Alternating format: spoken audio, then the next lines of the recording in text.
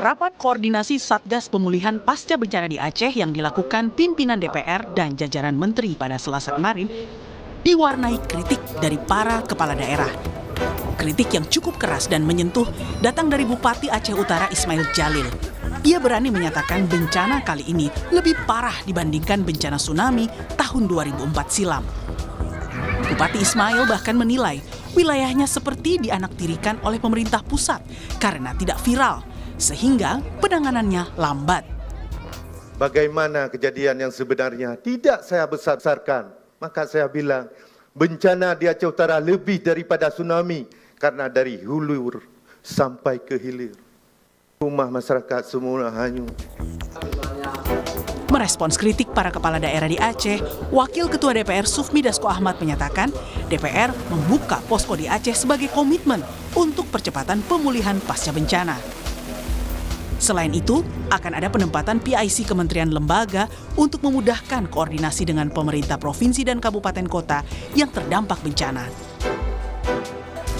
Koordinasi akan terus berlanjut dengan pemerintah daerah dan pemerintah pusat karena DPR itu membuat posko di sini, Satgas Pemulihan Pasca Bencana, yang kemudian ada satgasnya dan bergantian pimpinan DPR akan ngantor di Aceh untuk melakukan koordinasi secara intens. Rakor Satgas Pemulihan Pasca Bencana di Aceh ini menghasilkan 3 poin kesimpulan, yakni percepatan pemulihan bencana Aceh, penempatan person in charge atau penanggung jawab utama tiap lembaga di Aceh, serta memaksimalkan percepatan pemulihan terhadap daerah yang memerlukan atensi khusus. Mustajab, Kompas TV, Banda Aceh. Saudara Menteri Keuangan Purbaya Yudhisa Dewa mengungkapkan pemerintah telah mencairkan dana darurat sebesar total 268 miliar rupiah kepada 3 provinsi dan 52 kabupaten kota terdampak bencana.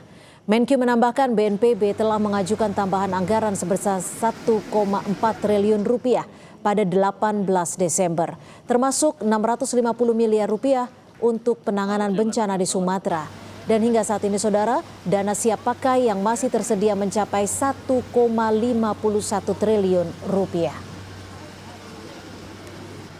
Pakai itu dialokasikan untuk 3 provinsi terdampak, cukup banyak. Sudah berapa ratus miliar yang asli yang di anggaran asli BNPB-nya. Tapi mereka sudah minta tambahan ke kami 1,4 triliun rupiah.